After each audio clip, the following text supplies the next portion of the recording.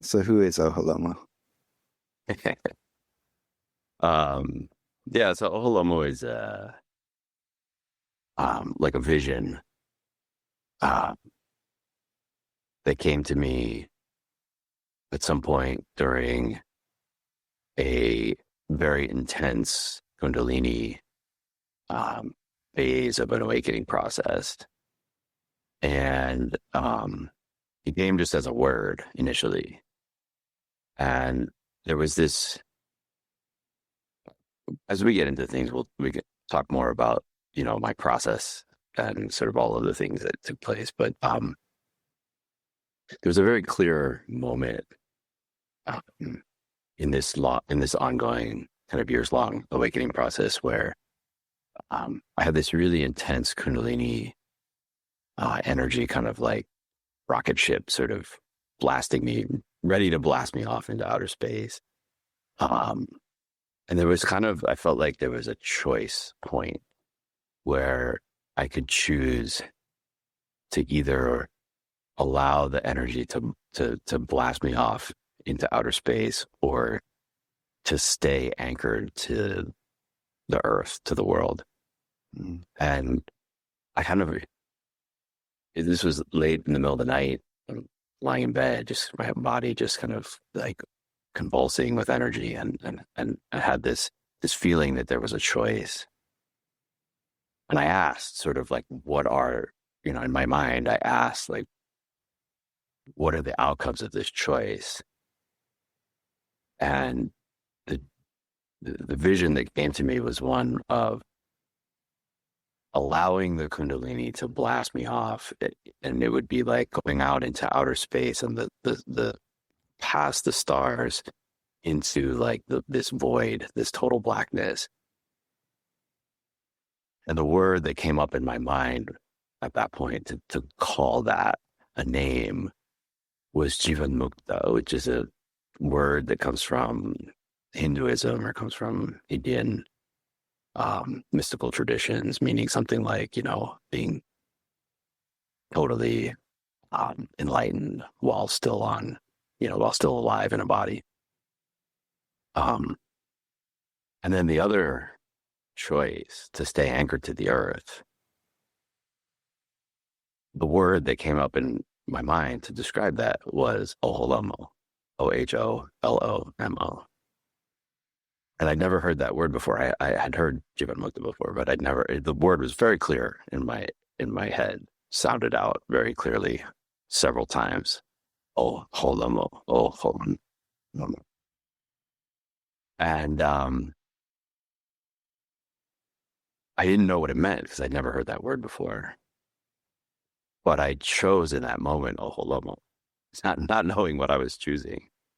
Um, but the choice felt right. There was something about that choice that felt right. So then I spent like a very long time, actually. I kept looking for months online to try to find what Oholomo means. And I wasn't sure how to spell it. I was really clear on how to pronounce it, but I wasn't sure on how to spell it. So I tried multiple different spellings. I tried swapping out letters, the H, maybe it's a J, maybe it's like a, Spanish language spelling or something. I tried a lot of different configurations and was never able to find that word, or really anything like it, that was remotely related to spirituality or kundalini or the earth or anything. Um, but I even though I couldn't find anything that it referred to, I kind of adopted it as like the name for what started to develop as a result of that choice that I made to stay anchored to the earth, to have the kundalini, instead of rise up through my body and blast me out into outer space, to have the kundalini turn around and go the opposite direction, downwards into the earth. Yeah.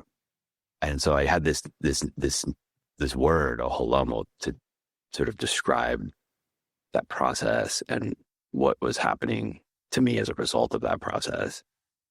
And so, looking back, it sort of became, I guess, people have a spiritual name or something to demarcate uh, when their kind of identity changes from one of their birth name and their kind of ordinary life into, becoming something different. Um, and so it wasn't that at that moment I became something different, but it was sort of a name for what I was now entering into the process of becoming. Mm. And the name would be aspirational for the next several years. But then eventually there was an event where it was clear that I had become a Oholomo. And so then, at that point, I took the name as a pen name to write a book about that process, which I call Awakening the Below, meaning lots of things, but meaning this kind of downward motion down into the earth, into the soul. And that's what, the perspective from which that book is written and from which I'm going to speak with you about. So I'm using the name Oholomo here to name the perspective that I'm coming from. Mm-hmm.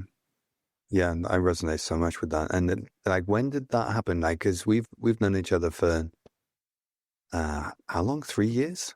Is it 3 years? It feels. I think that's about right. I think that's about right. Yeah, and this was. I think this had already that concluding moment where I realized I had become a Oholomo. That happened after we met. So, but the process began. The awakening process began earlier, but this kundalini event that I was just referring to was in January of 2021. So just over 4 years ago. Mm-hmm. Yeah, and like, because we met because you heard me talking about that downward movement, and reached out, and then we became friends through that.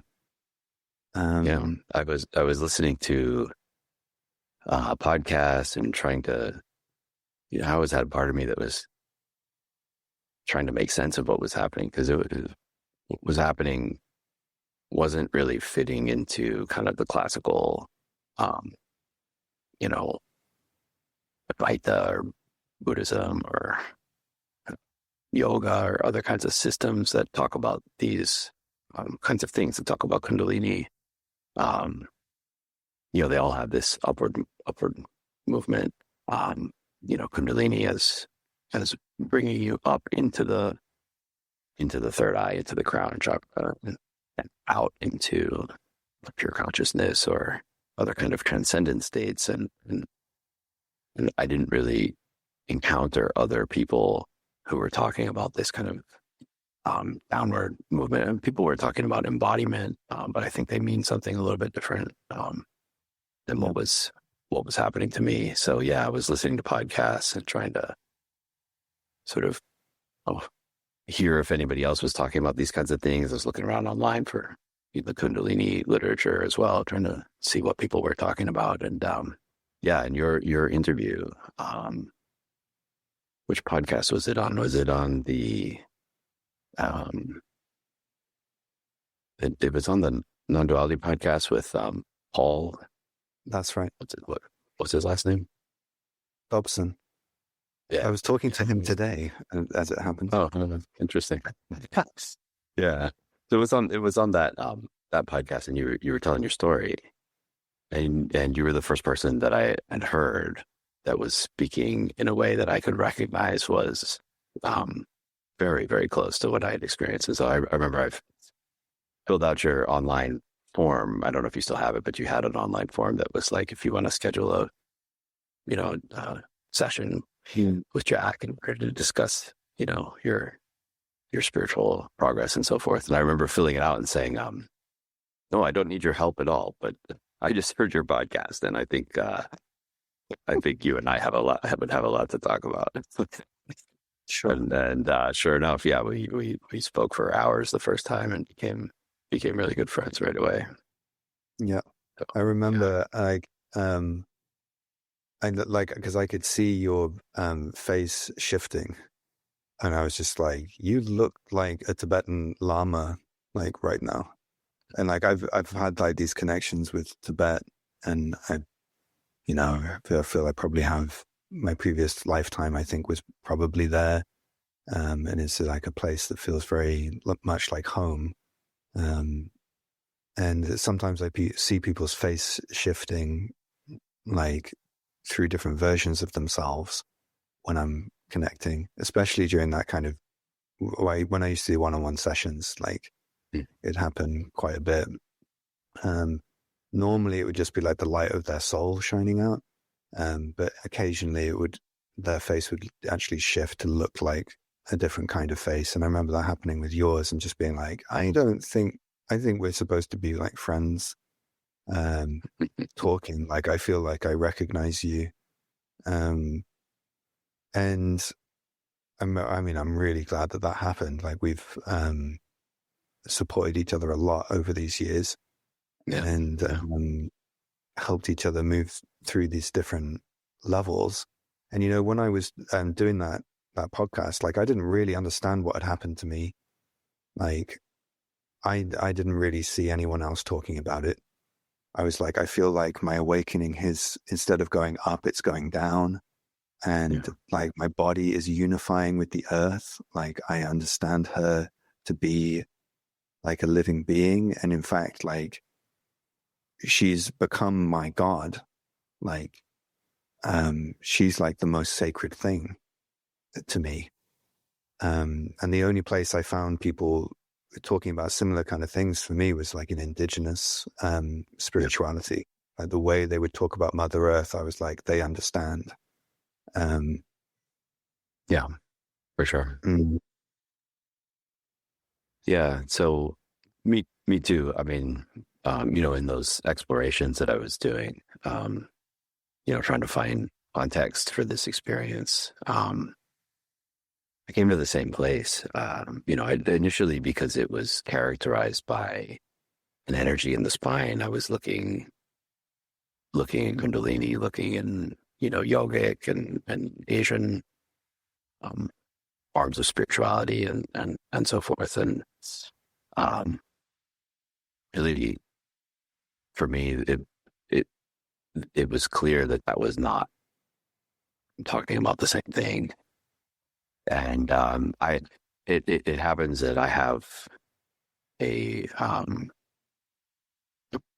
portion of my ancestry is indigenous from Colombia, and I don't. There was something about the imagery that I was, because I had a lot of visions, a lot of very visual um, phenomena taking place as a result of this Kundalini opening, and the visual phenomena um, involved a kind of a sort of radiant serpentine goddess, um, and so I was looking at depictions of Kundalini, the goddess in India, or depictions of Naga um, deities, snake deities and dragons and so forth. And in Asia, was coming up empty-handed. One day, I just plugged into Google, snake goddesses of Colombia or something like that, indigenous Latin American snake goddesses or something like that. And it was right away, the very first, for first 2 minutes that I was looking, I found an image that was very resonant, very closely related to the kind of imagery that I was receiving that came from my ancestral culture. Um, and then I sort of leaned into that and started exploring the stories and some of the mythologies and some of the teachings, or from from Latin American indigenous cultures, and particularly the Chibcha people, which is my ancestry. And I can't say I was, I didn't become a Chibcha, a practitioner of Chibcha religion or anything like that. But the whole world of ancestry opened up for me and became a major component of what was going on. There was a lot in there in that process related to, coming to terms with ancestral trauma and coming to terms with this kind of like battle or, this war that is taking place within my blood between my indigenous and European ancestry. And just a ton of imagery and entities, lots more goddesses and other entities that came forward out of the once I opened that door to the connection with the indigenous practices. And then really throughout that time, my whole practice base shifted as well, from doing more kinds of, quiet sitting meditation type stuff to doing a lot more ecstatic dancing, ecstatic movement, trance states, possession states, drumming, just a portfolio of more indigenous practices kind of opened up. I would say my ancestors taught me how to do those practices, Right. emerged spontaneously throughout that period. So just trying to paint a picture for the people that are listening of the sorts of things that that I'm into, that I have experience with, and that were working for me during that period. I still did a lot of sitting. I still did sitting meditation, walking meditation, and I always had a qigong practice too, and yoga as well. But these indigenous practices, more indigenous inspired practices, became much more central during that time period. There were things that I hadn't done in a very long time. I'd done some of those things as a child, as a teenager, but not in decades. Mm-hmm. I like, to me, that's so beautiful, like hearing about that, like this whole other dimension of your own awakening opening up, and in a way that was really unexpected to you. Like, and I know you've mentioned before, like how you've got like a connection to Asian religions, and if deities were going to come forward, you would have expected them to have been from those religions.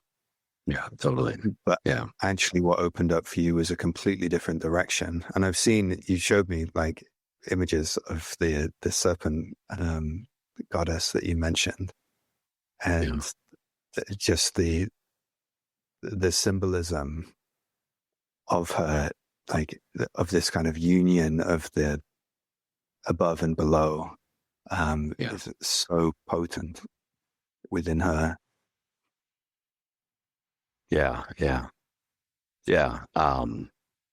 So I wrote about a lot of this on the website oholomo.com, and this material is collected under the title "Awakening the Below," and I just found out that's going to be a published book later this year.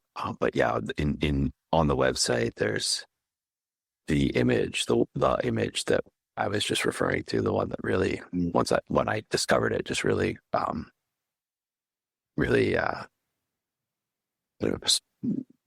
directed me in this direction.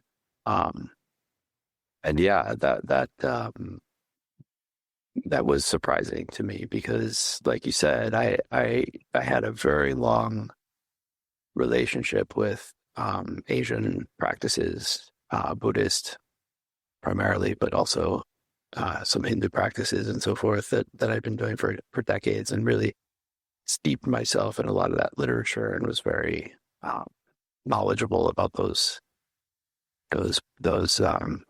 traditions. Um, but like I was saying earlier, as a teenager, I was involved in more indigenous practices. So I was always had, I guess, an interest in both sides. And I call these two sides the above and the below. It's not just Asian practices that are the above, but I think Christianity and most forms of um, Western religions are also above oriented, right? They're focused on transcendence, focused on escaping the human. They're focused on going beyond the material world and the human world and the world of emotions and life and death and animal instincts and dirt and shit and sex, right? Going beyond all of that into some kind of very refined state, whether it's union with God or emptiness or what have you. And these are really, really valuable, extraordinary states with extraordinary insights and perspectives. And I have a lot to say and have experienced many of those. I have a lot to say about all of that. But for me, my awakening process really was much more oriented towards the below, which is what we're talking about here. This kind of downward, down into the earth, into the physical, into the emotional, into the pain, into the suffering, not transcending it, but just really Yes. deeply, deeply, deeply inhabiting it. Sure. And that's where you and I think are, some of the symbolism and some of the experiences that we've had are quite similar. And we always love talking about those similarities. But I think what's really right on point between the two of us is the similarity in our overall orientation. So I might have slightly different language than what you use. We're talking about exactly the same thing when it comes to our orientation. Yeah, yeah. I remember us saying we were kind of like mirrored images of each other. There were these slight differences, but some real significant similarities. I'm loving this conversation. It's just like giving me chills because it just makes me so happy to talk about it. And I think one of the things is because of just how rare it is to meet people who are really deeply in this place or have been through that place. And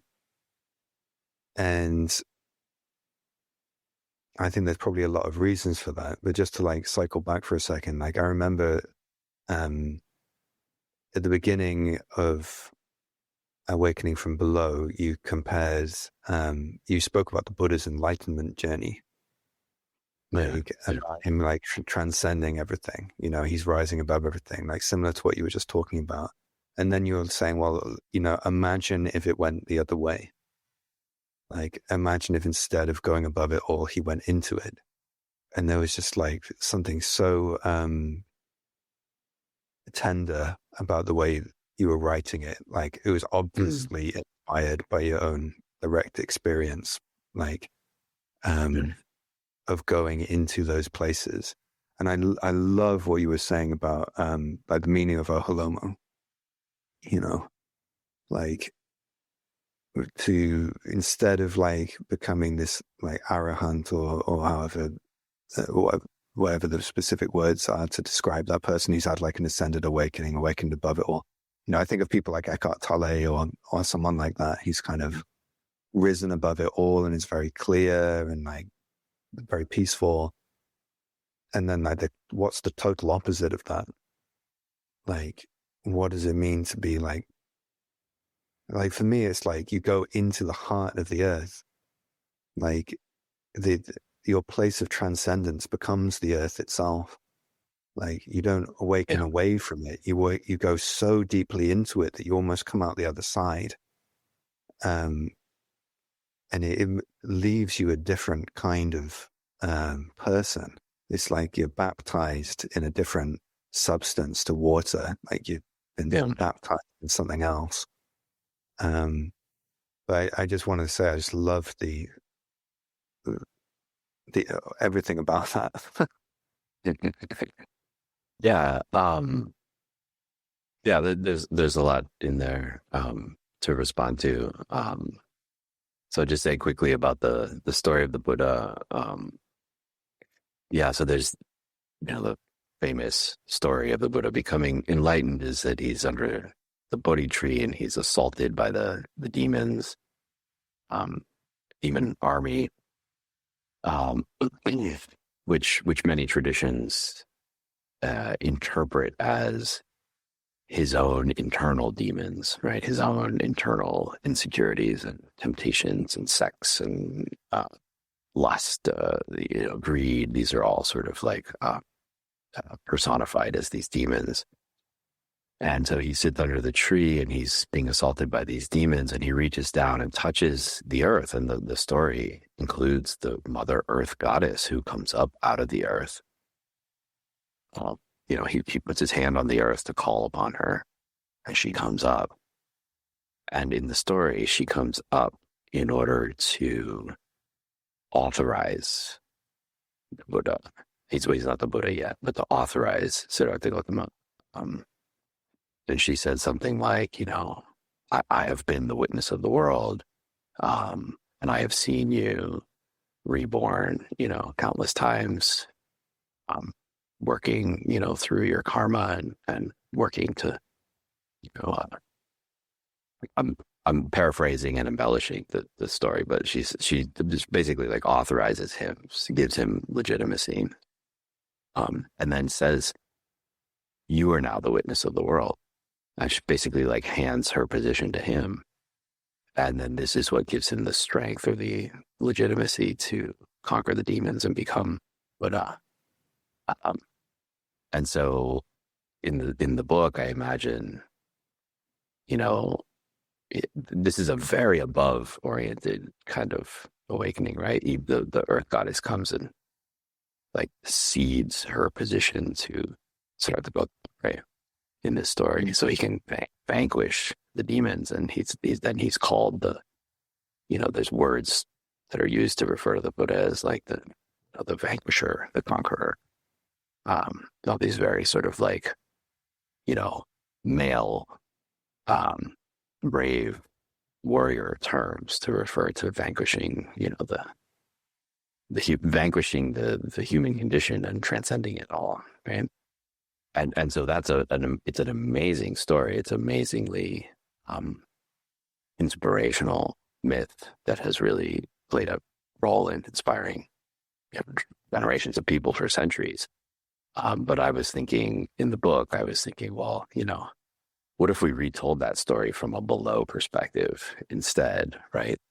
And what would that look like? And I was just imagining retelling the story. I'm not saying this is a better retelling. It's just a different, kind of awakening. What in order to try to get across a flavor of what awakening from below would be like. And I imagined that he reaches down to call upon the earth goddess, and she comes, rather than coming up and authorizing him or legitimizing him, instead, she like pulls him down under the earth and like holds him in her embrace. And then rather than vanquishing the demons, she holds him while he's eaten alive by the demons, right? And succumbs to human nature. And fully, it's just like devoured by his humanity. Something like that is what you and I have experienced. Being completely blended, melted down into the earth and into humanity and into the materiality and into the suffering, right? Not in any way trying to separate from it or transcend it, but just to totally be eaten alive by it. That's what the below is all about. And I think it leads to, in the book, I have a picture, and if you can like imagine it in your mind, there's like there's like an upward line, a sort of upward arrow that's going up into the above, and then a downward arrow that's going down into the below along, it's just an image, but like along the lines of what we've just been talking about. There's transcendent, and then there's like descent, um, and each one kind of finishes with a ego death of some sort. I think we all know in the spirituality community, awakening community, most people know about what ego death should look like in the transcendent, in the above. Ego death looks like a complete falling away of the world, including the self, right? The complete, you're beyond the self, beyond the world, beyond all pain, beyond all suffering in this void. And the void can be like, talked about in different ways, like, I am awareness, I am consciousness, you have pure consciousness or emptiness, there's nothing at all. Different ways of talking about that, but all of that's like beyond. Below, you're descending down into the earth, you're sinking down into the earth, you're being consumed by the humanity, by the aliveness, by life itself. You're also losing your ego self in this vibrant, living, pulsating energy of life. And at the bottom, your ego is completely destroyed, not by being transcended, but just by being held and mixed into such a explosively vibrant field of life that there's just no separation whatsoever. And so it's a different type of ego death. But I think it's equal, but a mirror image of the transcendent, above-based ego death. And so you and I have both experienced both of these. Right? We both. I don't know if you've described this in your recordings, but you have told me about sort of being pushed into the void and having this void-like experience beyond all things. And I've had those kinds of experiences as well. But these experiences in the below, for both of us, for whatever reason, however we're configured, who knows why. You might say past lives, I might say ancestry. It might just be our biology, it might be our histories in this lifetime. Who knows? But we both seem to be configured in such a way that this below-based awakening has taken up a lot more of the bandwidth, right? Or a lot more of the territory for us. Yeah. And I'm really glad that it has. In some ways it's been confusing. And I know it has for you at times as well. Because it's less spoken about and kind of ground that's less trodden. Although I don't know how you felt about it, but I felt pretty excited by that because I like being on the cutting edge of things. So it's to feel that I'm kind of exploring either new or just unfamiliar territory is something that I really enjoy, even if it can terrify me at times. Yeah, Jack, I was scared shitless the whole time. I was really convinced that I had lost my mind. I really was convinced that this was some kind of mental illness, some kind of psychosis, it was very, very, very scary for me. But sorry to interrupt, but at what point during our knowing one another did you feel that way? Was that during our time of knowing each other? Well, I think I mean for me, by the time we met, the experiences had normalized quite a bit. But initially, not having the context for this kind of thing, I was doing above type practices, right? Like meditation, and uh, was having some of these above type transcendent experiences, right? The void and of different kinds of like absorption states or so forth. And then really very suddenly, um, in a very dramatic way, I'm kind of prone to these extreme kind of Yeah, you are. awakening experiences. This kind of just You've another got all the big feature of, ones.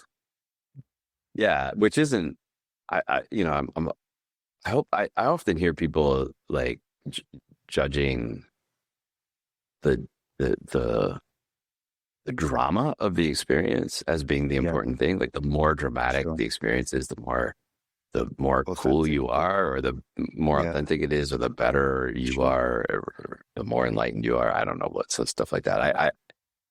I completely disagree with that actually, because the more dramatic the experience is, the more likely you are to cling to them and try to reproduce them Mm, and get really like fixated on them. Or the more likely you are to just be terrified and paralyzed by it, right? So me so with yeah, as so well. for me there was a lot of that.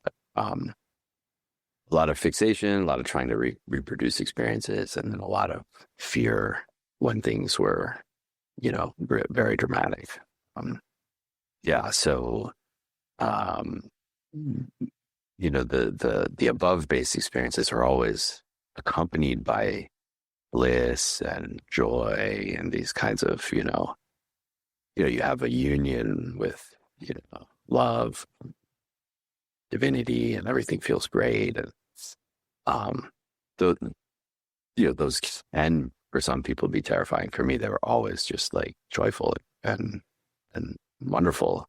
Um, and I could always square those kinds of experiences with what I read about jhanas or samadhis or different kinds of, mental states or states of consciousness that people know from Buddhist and Hindu tradition. So it was never an issue. But then when suddenly I'm, used to those kinds of experiences, and I'm suddenly, my body is being taken over by a serpent goddess who's, simultaneously both me and the mother and the earth.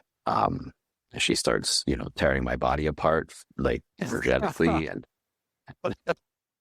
um, I was scared. Yeah, that's It was, reasonable. I was, yeah, I was, there was a lot of fear, and actually there wasn't fear in the moment when it was happening. I was just like, kind of in a different place. I didn't have the wherewithal to be terrified. It just was later. The initial experience for me was Yeah. there was like a very intense, like 45, 50 minute period. And then there was kind of like 2 or 3 weeks of like very intense energy, Right. surges. And then that kind of settled down. And then I started trying to make sense of what had really happened. And at that point, started thinking like, oh, probably the most likely explanation is that I've had a mental breakdown. Some kind of psychotic break. But there was like a 10% of me that said, um, yeah, probably I've lost my mind. But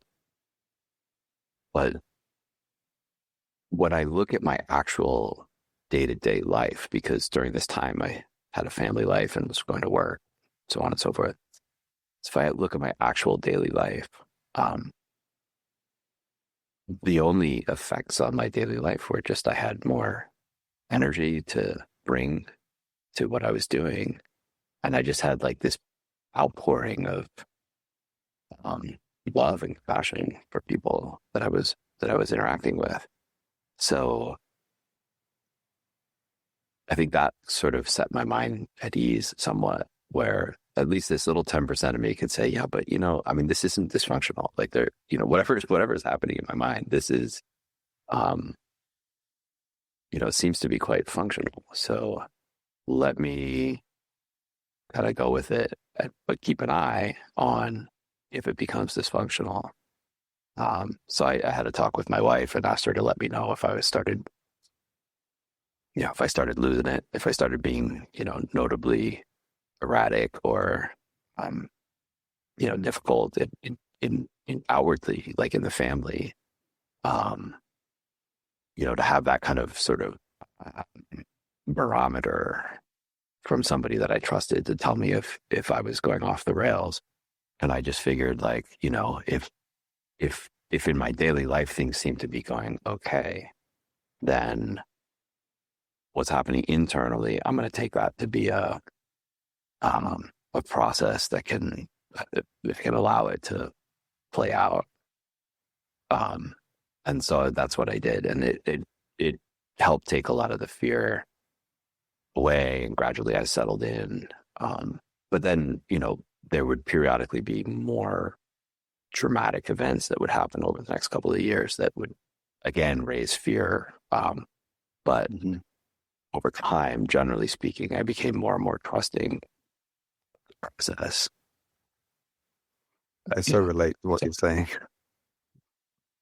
Like I remember a while ago, I was supporting this charity which is called like the or what they call the Spiritual Crisis Network. At the same time as I was going through a spiritual crisis, and so I was being supported by them too.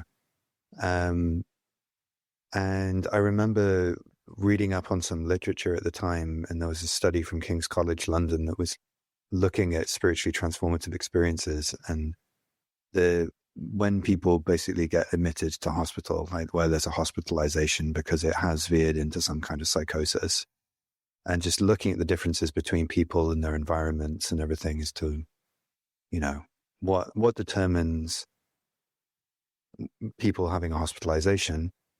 And they found that the main factor was whether the people around them accept their experiences. And I guess, you're talking earlier about ancestry, and like in our ancestry and if we all go back to our indigenous roots, we'd likely find a community that had some understanding of these experiences and some guidance in place and a normality around it that wouldn't be strange. And for me, one of the hardest things throughout this whole experience, and why I'm finding this conversation so nourishing, is because I just feel incredibly seen in hearing your experiences, because it has this normalizing effect. And so you were saying that you were sharing with your wife, and like how much could you share with her? Like, could you kind of, because I mean, it's a tricky thing to kind of know sometimes, I think, isn't it? Like how much can you share? Yeah. I didn't want to necessarily scare her either. So I didn't get into, and it also felt like deeply personal and deeply, like there was something that I really needed to work out myself. And so I didn't want to involve anybody. I very reluctantly, maybe like 2 or 3 times, talked to a spiritual teacher of some sort about some aspect of this, just to get some little bit of feedback or some help with a technique or something. But yeah, mostly I just did this on my own. So with her, I just kind of shared, I'm going, it's just something very general and very, very vague. Like I'm going through something, spiritually that might be a little bit weird. So I didn't share any details at all at the time. Later I did. Once things were more settled and I could kind of wrap my mind around talking about them. Yeah. Um, No, no, and I had a diet, like a journal that I kept too, because I would have these visions and I would, write them down and try to draw what was happening and stuff like that. And I also told her, I said, don't open this journal because if you open it, it's going to look like the mad ravings of of a yeah, yeah, schizophrenic or sure. something. You're gonna wind up, hospitalizing me. So don't. Yeah. Um, but I think there's a general principle there. So in the book, Awakening the Below, and now it's a website. It's open, freely available. So in that book, uh, the whole final section of the book is comparing awakening from below with spiritual emergencies, or spiritual crises. And I'm not going to say that all spiritual emergencies are just awakening from below. That's not true. Um, but I do give some examples in the book of cases that I think were, they were thought of at the time by the person going through it as a spiritual crisis or spiritual emergency. But by the end of the book, after you've read about awakening from below and what it all entails, I kind of make the argument there and show people, like, now that you know what awakening from below is, or awakening the below, and now that you know what it is, look at this case and tell me what you think, right? And so I do think a lot of cases where people think they have they've had some kind of psychotic break or something as a result of their spiritual practice. I think, I don't know what percentage, but some percentage of those I think are just an awakening of the below type. That's happening for whatever reason. We may not be able to control whether we're like an above type or a below type, and us below types are the minority, right? Apparently. And so Certainly the mainstream, yeah. yeah, in the mainstream for sure. Yeah, mainstream spirituality community. So I feel like, I felt like, making the book, putting it up on the website, oholomo.com, and then, coming and talking with you and just kind of like spreading the word a little bit. I think for the reason that you said, it is normalizing, and that can be quite helpful for people to just know when they're experiencing something like this, that there's a path, that there's they haven't lost their minds. Yeah. It's a difficult path, but there is a road laid out, in front of you, and there are some, the book has some instructions and guide, suggestions, for how to navigate this territory. And I know that's what you do in your courses as well, is precisely this, navigating the territory. Yeah, like it comes up so often, and it's so rewarding to sit with people while they're confused or panicking about some of this stuff coming up, and just being able to hold them and them to find their way through it, like, and just be calmer at the end, and it's amazing. It's a very moving privilege to be in that position.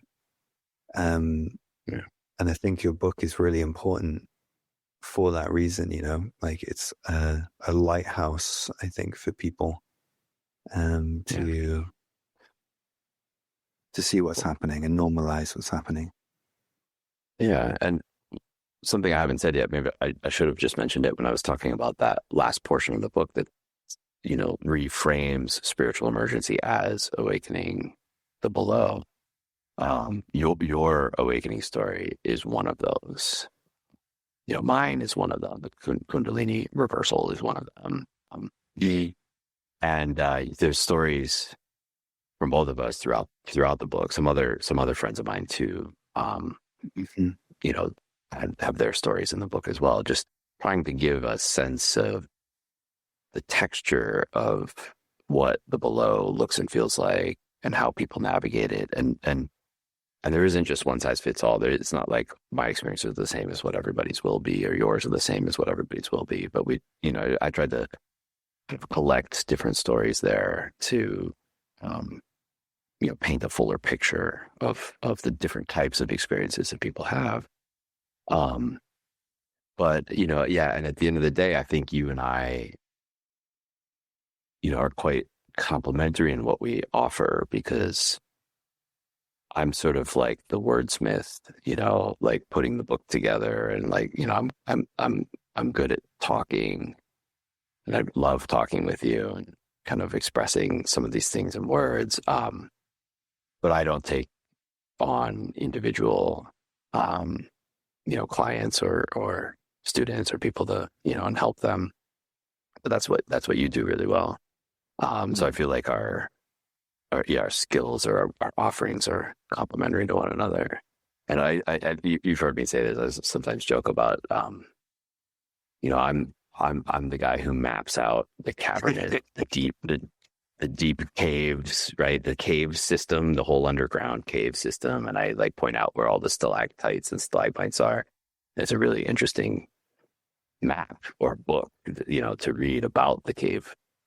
Mhm. But you're the guy that takes people by the hand and walks them down into the cave and leads them through, right? The tour guide who's like, takes them step by step. So, you need both a map and a tour guide. So, yeah, those are I our know. offerings. I've always loved that description. I feel like you nailed it really well. Like the complementary differences between us.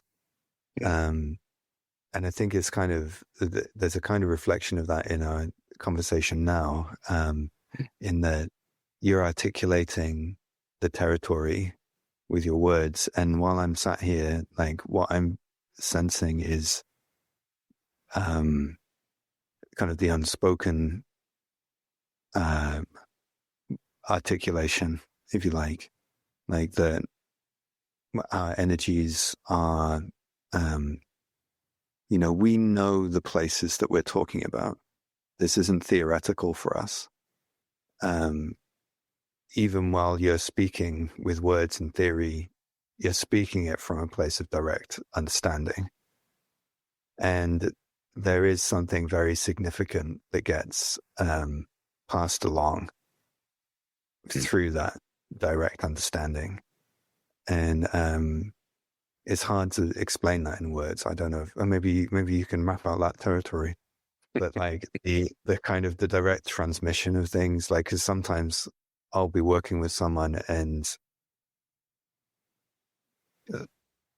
something from beyond me takes over and holds and guides them through the process and just uses me as a vehicle for that, and then passes its knowledge on to them so that they know it for themselves. And that's really what my work is. Like, I feel like I'm just a kind of vehicle for the transference of knowledge, which is really just a remembrance. Like, we just remember what has always been dormant inside of us. But I don't know if any words come to you to articulate that. Well, I mean, it's probably not what you were asking, but I'll just say process is exactly the same for me, because like this book was, I mean, I pieced it together, right? I asked people for stories and I put them together, and I wrote transition sentences that, stitched the thing together. But the portions of the book that I wrote were essentially channeled in the same way. I just sat down at the keyboard and something flowed through, some kind of, whether you think of it as energy or entity or inspiration, or, however you want to describe it, something sort of palpably took over my body and just poured out onto the page. And I was writing, thousands and thousands of words per day, just, not eating, not stopping to go to the bathroom. It just was like pouring out, pouring out. Mm. Um, um, and I think that, you know, that ties into what we were saying earlier about, the awakening into the below, involving the gradual attenuation of the ego self.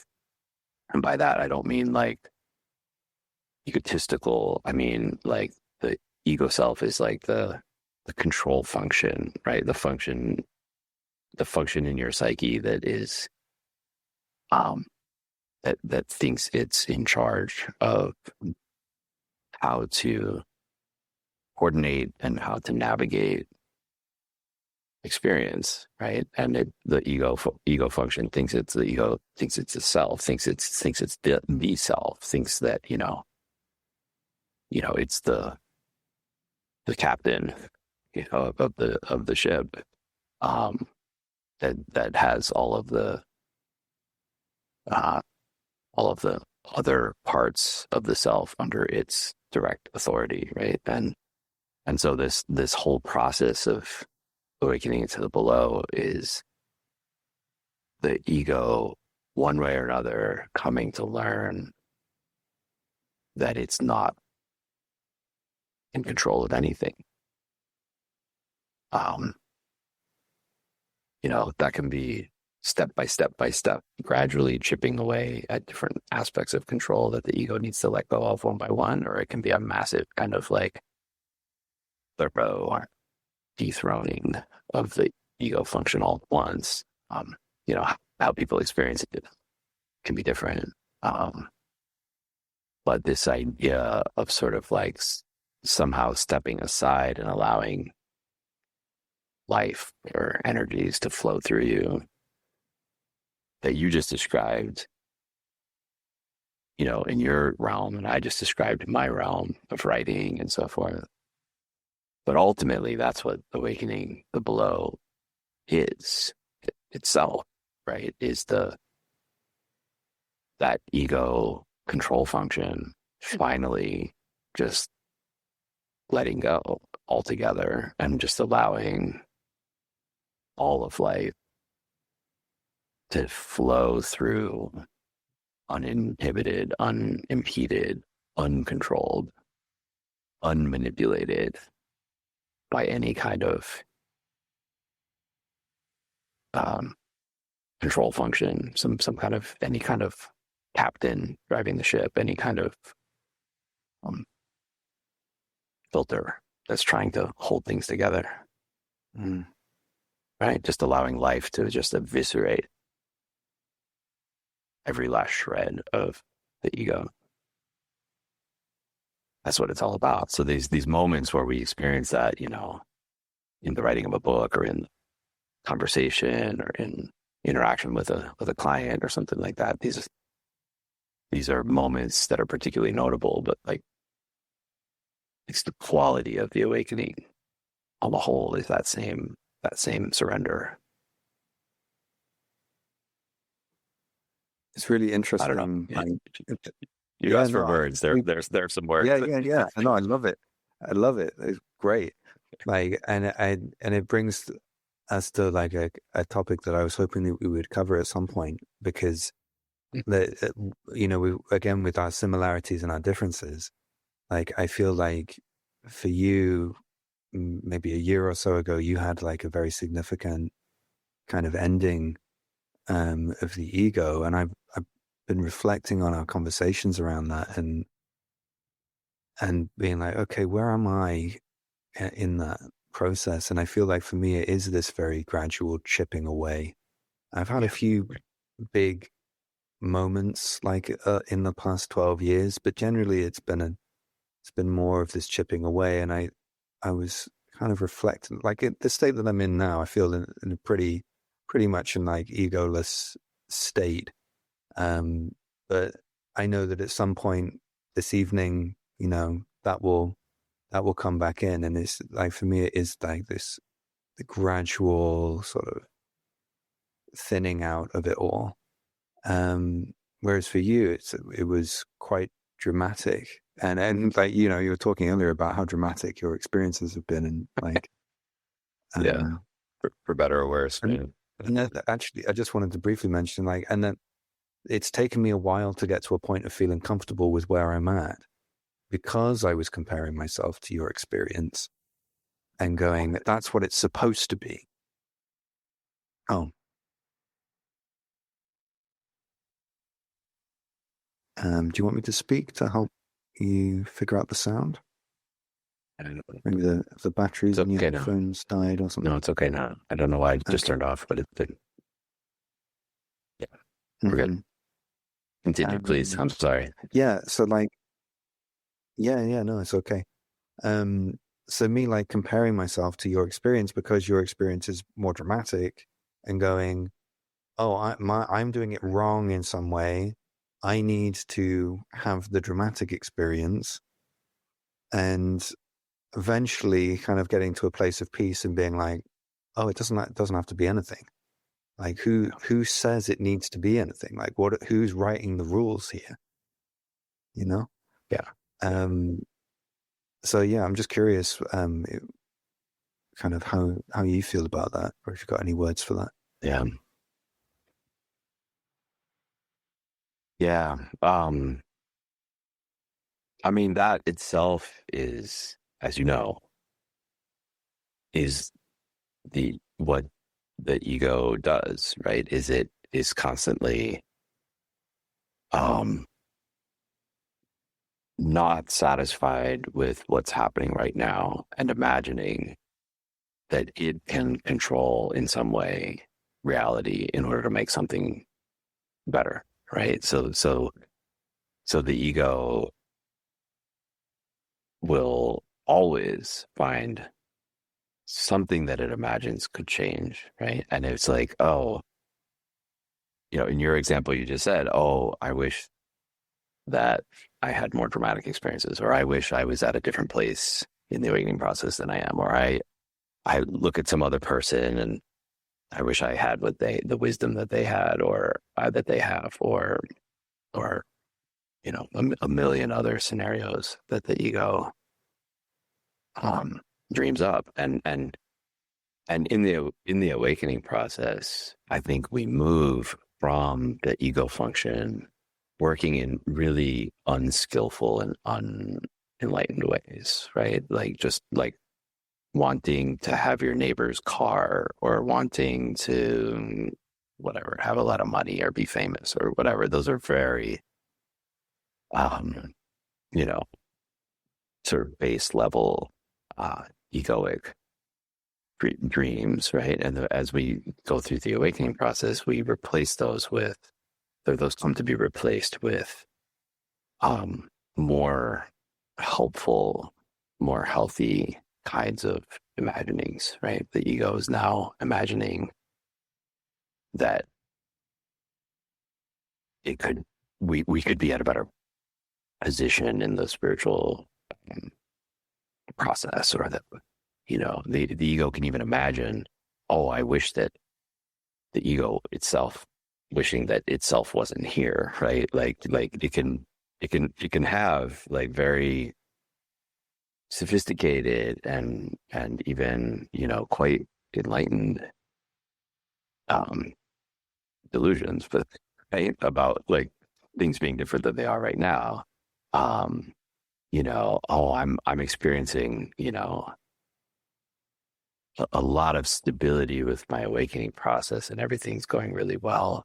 But then the ego is like, yeah, but I should have more compassion for all beings, right? Or Jack said that he felt like he merged with the earth, and when is that going to happen for me, right? Exactly. Like those kinds of thoughts are all the ego just like imagining something different than what is.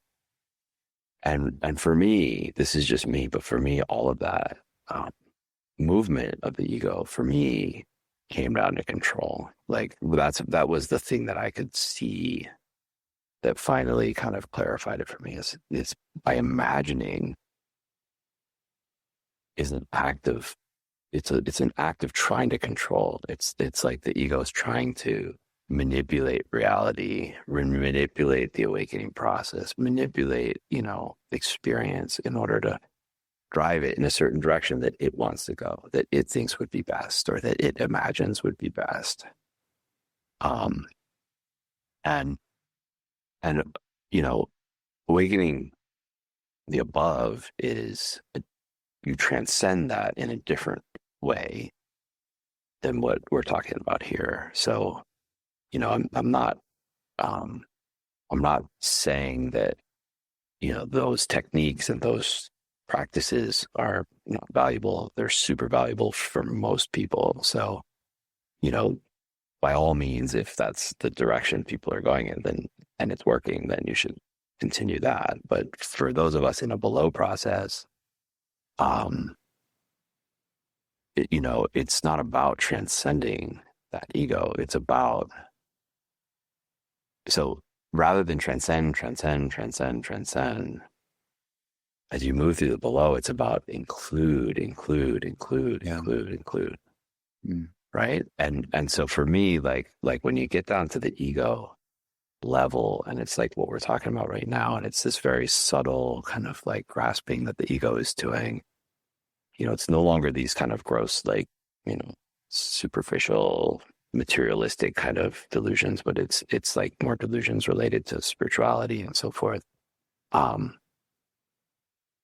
me, like, it wouldn't be about pushing away the ego or trying to deny it or trying to transcend it or trying to overcome it in any way. For me, it was about looking at what the ego is doing and understanding that it's grasping for control. It's grasping for change. It's grasping for control. Why is it need to control? Why is it this persistent need for this ego self to be monitoring and controlling and wanting things to be different? Why is that there? Where does this impulse come from? And for me, what I learned by doing that inquiry is that it all comes down to some kind of deep problem that I experienced, perhaps in multiple lives, perhaps hereditary, intergenerational ancestral trauma. Perhaps it had to do with the way that I was born. My memory can only go back so far.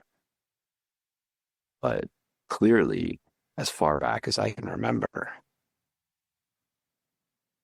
there's been this scared little boy, just terrified of life swallowing him up, just terrified of being out of control and what might go wrong, and just needing compulsively, even in the most subtle way, needing to keep a hand on the steering wheel to make sure that everything's safe. And so it's not like getting to that point. It wasn't for me like, oh, now I need to take my hand off the steering wheel. It's more like just like, oh, I see why. I see the boy's fear. I see how this control is a sense of safety. And I totally accept that. Yeah. Right? That boy can be here. That boy can be afraid. That whole system that's set up there in order to provide safety is okay. I see it. I embrace it. I include it. I don't try to transcend it. I just sink into it and feel it. And I feel the fear of that boy. And I feel the grip that he has on that steering wheel. I just feel down into that.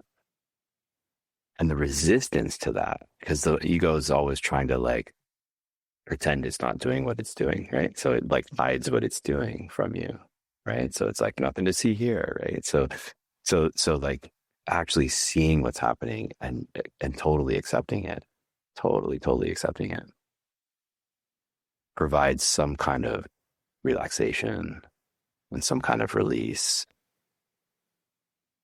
And in my case, the boy kind of took his hand off the steering wheel at that point. It wasn't because I made him do it or decided to do it or something. It just was like, oh, fear is okay. Out of control is okay. This is also okay. And somehow the steering wheel was just let go of. Mm. I noticed not like not permanently, because the boy like grabbed back at the steering wheel, you know, yeah, but this gradual process of, the ego kind of letting go little by little, you can experience moments of the little boy letting go of the steering wheel and life just taking over, and in my case, yeah, it's a little bit more dramatic. So it's a little bit more sudden. These shifts is like, the boy went from holding the steering wheel 90% of the time to only holding it 10% of the time, like all in one afternoon. But, for other people, it may be, experiments with the boy letting go of the steering wheel a little, and getting more and more comfortable with that. I feel like it's. But you see, I'm trying to talk. Yeah, one finger at a time. Or like I'll just keep one finger on the stick. Like, Yeah, right. I'll keep Yeah. But anyway, I'm trying to put some words on. Of course, these things are I'm just like this is just like poetry. I'm kind of like trying to suggest things. I'm not trying to accurately describe and capture specifically what's going on. I'm using metaphors. I'm using kind of imagery to talk about this. But I'm trying to convey sort of the real difference between below and the above kind of approaches to this ego dissolution, right? And it's not about transcending anything. It's about just sinking down into and just totally being with, accepting. I love hearing you talk about it because there's times where I'll get stressed because like I can feel that grip of the ego and like it's stressing me out. And we had a conversation recently where I was like that. And then I often will go to ascension style teachers. Like there's something hardwired into me pretty deep that the ascension process is the correct way. Even with everything that I've been through, like there's still like that sense.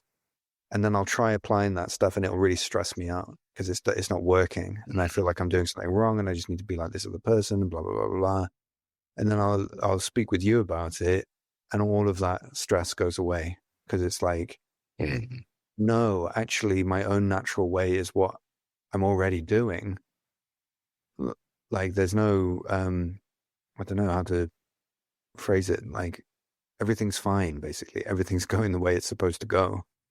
Yeah. But I think because those ascension practices and teachers and everything have had the limelight for so long, when someone is more in that downward direction, it becomes really difficult to orient ourselves and actually see our awakening through. I feel like sometimes we're kind of handicapped by the upward kind of direction. Yeah. I mean, that's we meaning, Western people of European descent or people in Western cultures who have very much absorbed the European heritage. We have heard so much messaging about the above, right? It's in the culture from Christianity, from the whole Judeo-Christian tradition, it's in the culture from all of the exposure that the spiritual communities had, or spiritual scene has had to Buddhism and Hinduism, and this all of the messaging, not all, a very significant portion of the messaging is about love and light and transcend and go beyond and heal yourself and become enlightened and become awakened, and I am consciousness, and all of that language is pervasive. It's pervasive. There are people that are talking about the below, but they're difficult to hear sometimes, with all of the volume turned up on the above.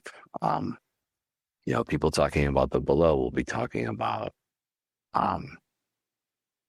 sinking into pain and really sitting with,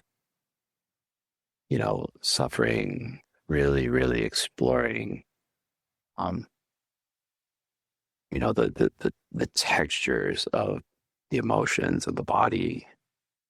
And these are sort of like the core skills or the core kinds of orientations that you can bring to a below style awakening process, right? So it's how is this showing up in my body? How is, how where are the emotions in this? Where are, really feeling into these, feeling into the problems, feeling into the process, tactile, bodily, emotional feeling, as opposed to like happy love and light or emptiness, kind of like escape, right? And some of what I think can happen is like self-doubt, and I'm not necessarily saying that's what's happening in your case, but you would have to look and see if that's what's happening. But like, my system is oriented towards the below, and I feel drawn in this direction, but I have a mental habit of second guessing, questioning, and doubting myself and my own orientation, my own, ability to know what's right. And so I need to keep checking against an authoritative teacher figure because I don't trust my own compass. And that's kind of what I was telling the story about earlier, where I was thinking, this is probably wrong. I've probably, broken my mind somehow.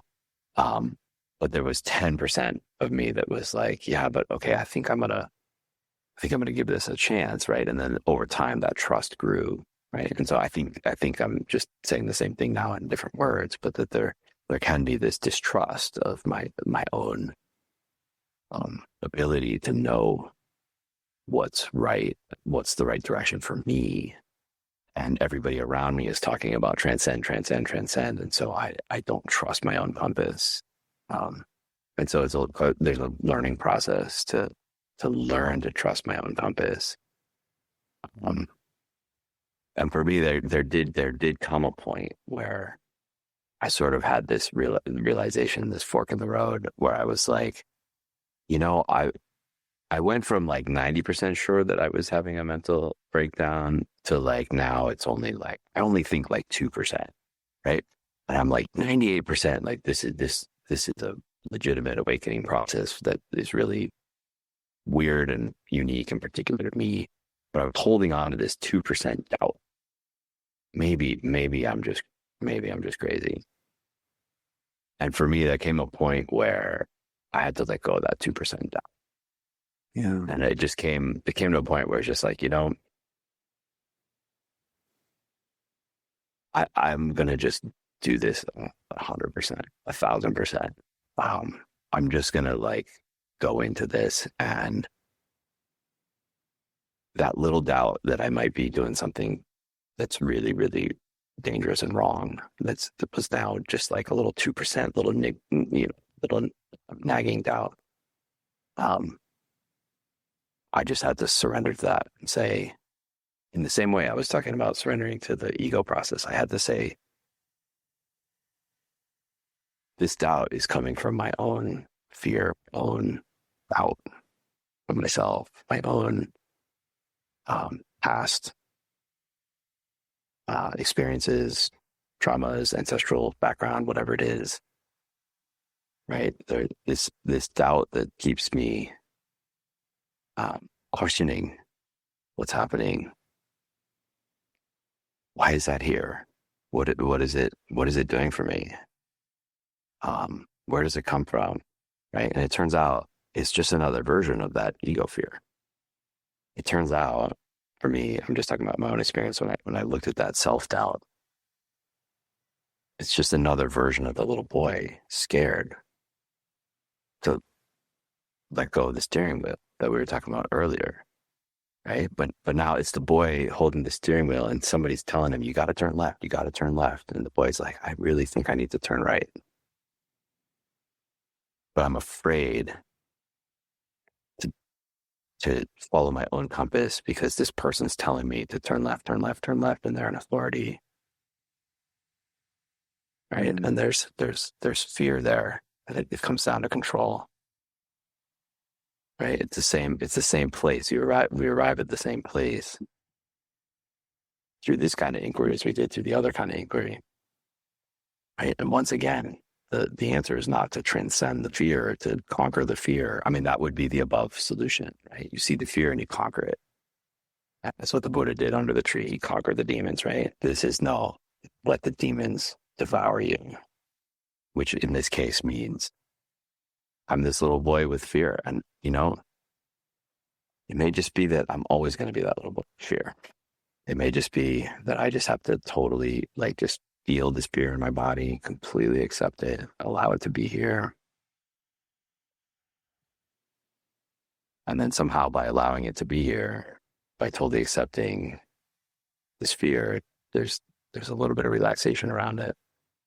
It's not that it goes away forever, but it's just a little bit of relaxation around it. And the boy realizes he doesn't need to cling so hard to this steering wheel, doesn't need to have such tension between turning right or turning left. I can just naturally go with what naturally happens. Right? Yeah, I can see that. I'm just going deep into my own energies there. Like the way you were saying, like kind of that 2% of doubt feels like resonant to me. And there's this part of me that's still holding on to the doubt. Like, obviously, like I channel dragons for a living, and like the stuff that I do is pretty out there, and I feel that part of myself that kind of cringes at that. And I can see that, and then it's like, yeah, okay, maybe it's time to let go of that. Like maybe it's time to be in this 100%.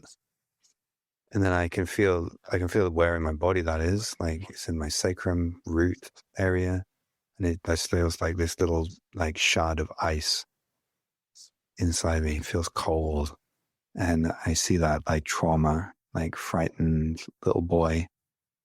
And I think there's something. That's so this is where. Sorry, go ahead. Yeah. Oh, just like so humble about like the whole not transcending it path. Like you're truly meeting that place. And like I can feel that my resistance to it kind of loosening, and that grip loosening. And it feels really wonderful. It's like a relief. But what were you going to say about that? Yeah, so I was just gonna, that like cold, icy feeling that you were just talking about. I was just gonna say, so the above based teachings would be like, how do we release that? How do we get rid of that? Right? How do we overcome that somehow? Like through various techniques, therapy, meditation, whatever. We're gonna get rid of that cold, icy feeling, right? And I'm saying, like, just embrace the cold, icy feeling. It can be there. I know why it's there. It's there because of this traumatic background that I have, or it's there because of, my history, or whatever, however far back you could remember. You don't need to make up a story about it. If you don't remember, it's just like, hey, this cold, icy feeling when I'm out here on my own without guidance, following my own compass, I get a cold, icy feeling in my torso. And that's okay. That can be there. Yeah. It's not causing any problems. It's just a body sensation. It's not like a, you know, not deadly. What feels deadly is all of the panic around having that sensation and needing to get rid of it, or needing to hide it, or having all this, antagonistic emotions and orientations toward that sensation, right? But if that's what I mean, like the boy just like gripping so hard, and if you can just accept, like, okay, this body is going to have an icy, cold sensation, sharp sensation in my torso whenever this kind of situation happens. 95% of the discomfort goes away, and all you're left with is just like a body sensation. Exactly. Yeah, that's exactly how I'm feeling right now. Like it just feels peaceful. And I think that's one of the things that's changed for me over time. Like things that used to feel really overwhelming, because there's like energy stuff happening as well. Like as I'm speaking to you, and like these expansions of consciousness and kind of perceptual shifts and things, which years ago used to feel really overwhelming, but now feel quite calm and ordinary. And I think that's one of the things that really happens over time, which I just want to articulate in case there's people watching this who are in that place where it's more bumpy, that over time, like, you get used to riding these waves and it doesn't feel as intimidating as it used to.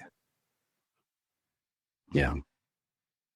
Yeah. I mean, eventually these waves become so integrated and normalized that you don't even notice them, which sounds crazy from the perspective, that I used to be in, somebody who's like really experiencing like a very dramatic, rough kind of ride with all of these shifts and everything. But it's true. They just become more and more smoothed out, more and more integrated, less and less perceptible, less and less important even to notice. And the same thing with these kinds of sensations, these sensations that our bodies have learned for whatever reason, these reactions that our bodies have learned for whatever reason. So now, I mean, I used to be super conflict averse. Like I would go way out of my way to avoid a conflict with anybody, would always capitulate, would never raise my voice, would always be very, very careful not to upset people. And I realized it was because of this sensation that I had in my chest whenever the slightest bit of tension happened interpersonally with somebody else. I would get like this sensation in my chest, and I was doing everything possible to try to not have that sensation in my chest. And so now I realize, for whatever reason, this body will have a sensation in its chest whenever there's a tension with somebody. I love it. Yeah. So it doesn't mean I'm just like an asshole going around having conflict with everybody. It's not like the opposite suddenly manifests, right? But if I'm ever in a conflict situation, if there's conflict around me, that previously I would have shut down and run away from that. And now I can notice, oh, there's that sensation in my chest, but it doesn't affect the behavior, the language that might it doesn't affect how I navigate the situation at all. I can navigate the situation in whatever way is best for everybody concerned, while seeing, okay, I have this sensation in my chest, but it's not really controlling my life the way that it used to. And then perhaps the first couple of times, this sensation in my chest is like the prevailing thing in my awareness. It just becomes really, really dramatic, because I'm not used to feeling this sensation. I'm used to burying this sensation and hiding from it, right? So the first couple of times there's a conflict, like, wow, this is really, strong. But it can be here, but wow, it's really strong.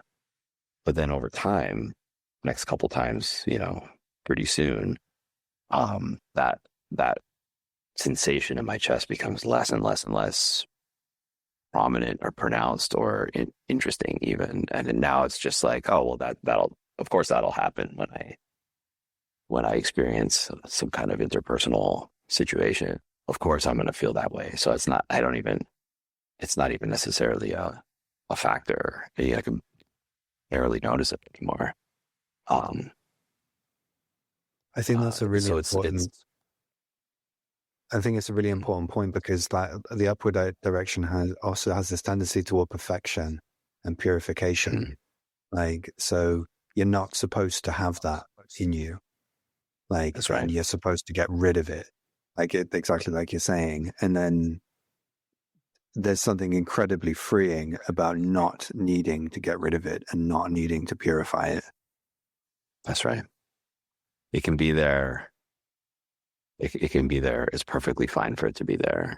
But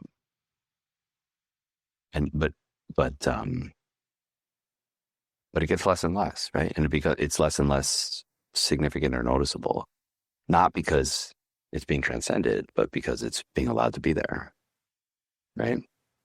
And yeah, I agree with you. If you look at the heroes of the above, right? You look at the heroes of the above, the Buddha and others, they are the perfected. They're always like, no anger, no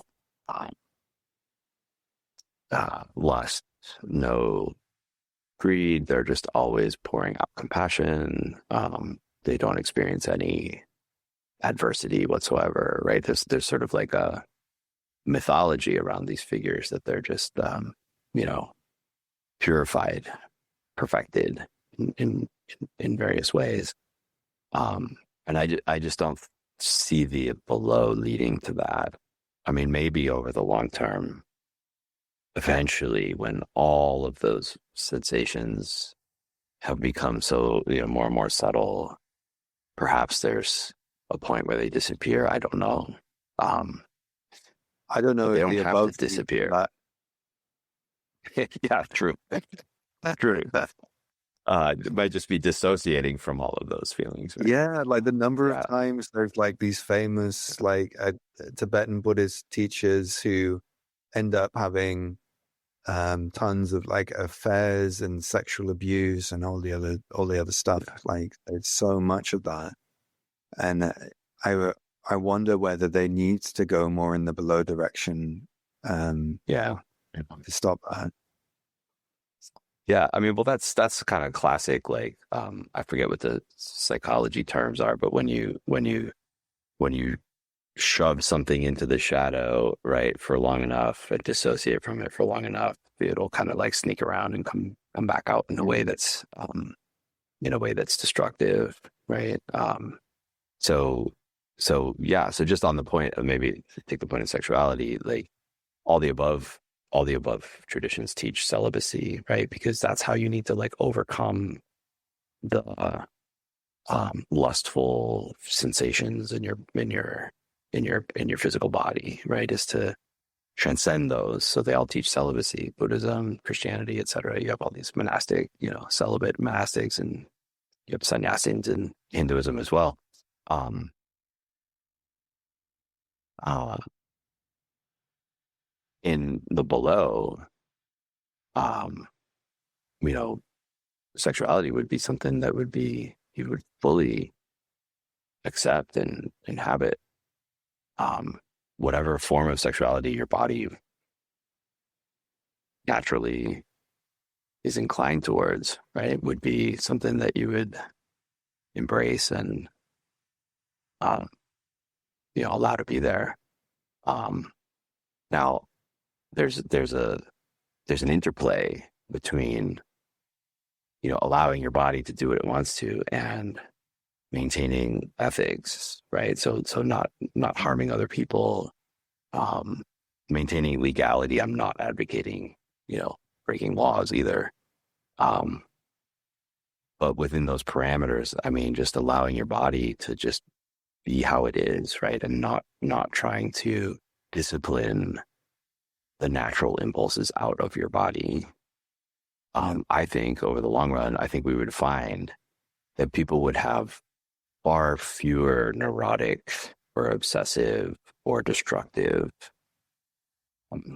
impulses if they just allowed the body to be free to express its pleasure. I think we would have far fewer cases of sexual abuse and pedophilia and all of that stuff if in which is rampant in these above traditions. I think we would see a lot less of that if people were able to really just kind of relax around these things and allow these things to be expressed in a healthy and natural way. For sure.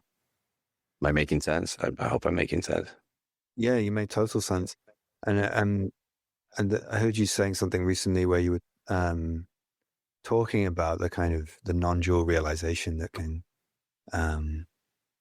come from spiritual awakening, and that one of the best ways that, because what happens in that process is like the personality is free to be what it is, like the control mechanism like gets removed, and that sometimes these teachers like are genuinely in these non-dual states, but because they haven't done much in the kind of downward direction, those shadows end up like just being freely expressed, kind of in these scandals. And that one of the ways to safeguard against this is to actually embrace this downward direction and choose to go there. Yeah. Yeah. I tend to think in terms of metaphors sometimes, but yeah, I was just thinking of, like a jaguar. A jaguar is a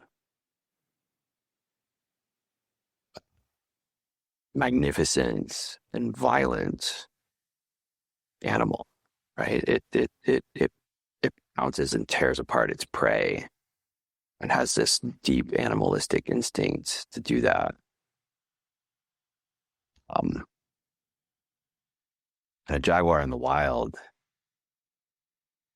right? It has its territory to roam in, and it acts out its instinctual it acts out its instinctual, I don't know, passions, or its instinctual drives in ways that are natural and that work in harmony with the ecosystem. But you put that same jaguar in a zoo, in a little cage, with a pavement underneath its paws, and it's just pacing and pacing and pacing and pacing in front of that gate.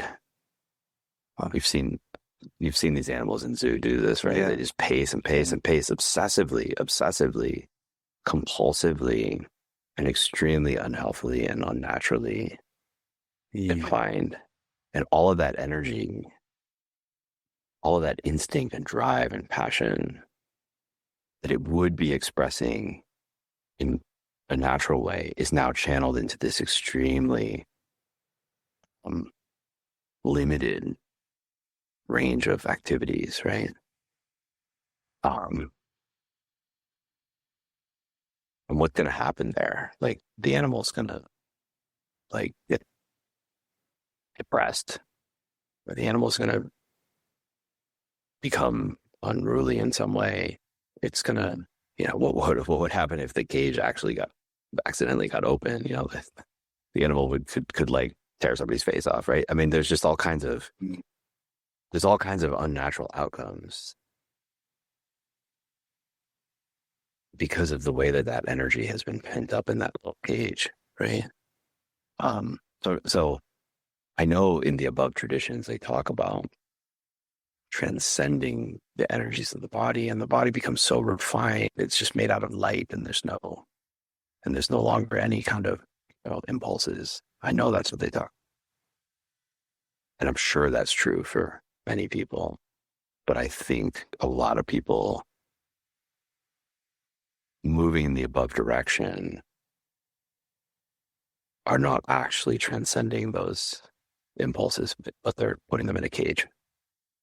And so Yeah. you wind up with the jaguar in the cage. And I'm saying the below is more like the jaguar. And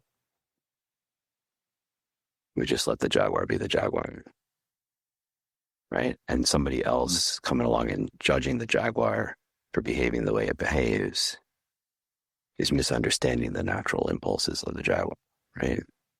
So again, I'm talking within the boundaries of ethical behavior, legal behavior, etc.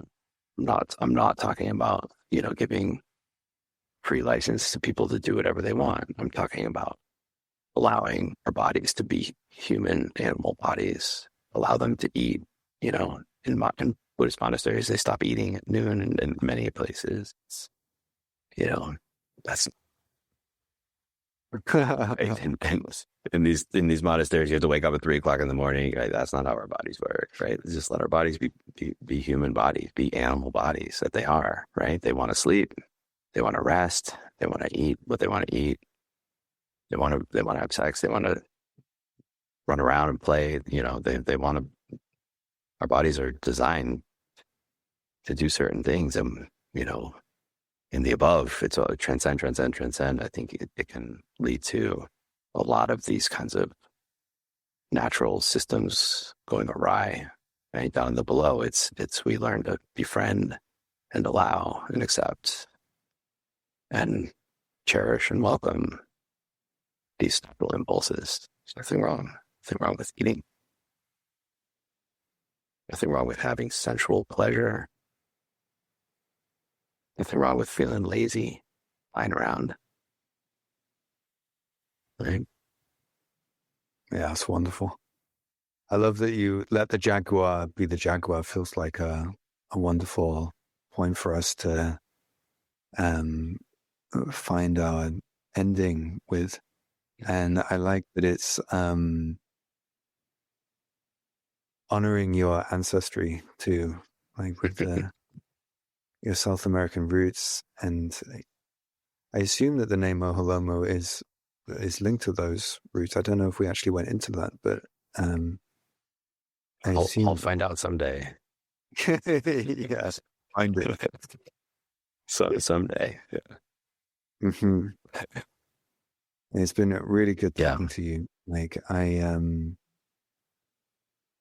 feel very nourished by our conversations. Like, and we were saying for a while that we wanted to record, because we felt that more people than us would get something from it. And I really think that that's the case. Yeah. I think there'll be people out there who will feel really relieved to have heard this, like that inner conflict that we so often have within ourselves, like can be lessened from hearing this and feeling the energy that's coming through.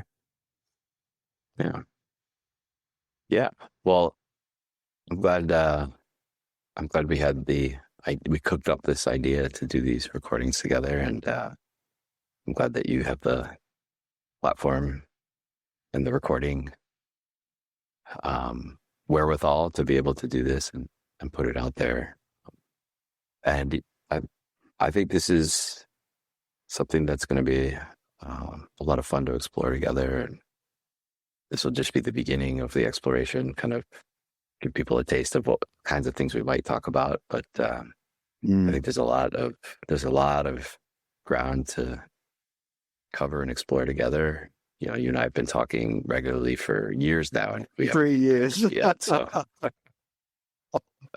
Absolutely. Yeah, let's bring some of that out to for other people to enjoy as well. And Exactly. yeah, no, Jack, thanks for your friendship and your the many conversations and the mutual learning and guiding and helping each other that we've done along the way. It's been really meaningful to me. So Me too. yeah. It's been amazing. Like I'm so grateful that we became connected. Like I don't really understand how it happened in many ways, but our friendship has been one of the most significant spiritual friendships of my life, and it's helped me in so many ways, you know, and it's wonderful that it's continuing to do that, and it's wonderful that we get to share it with people. Feel exactly the same way. Yeah, let's do this. Well, Let's keep going. Take a listen and see what you think. But if you like what you hear, let's do this again.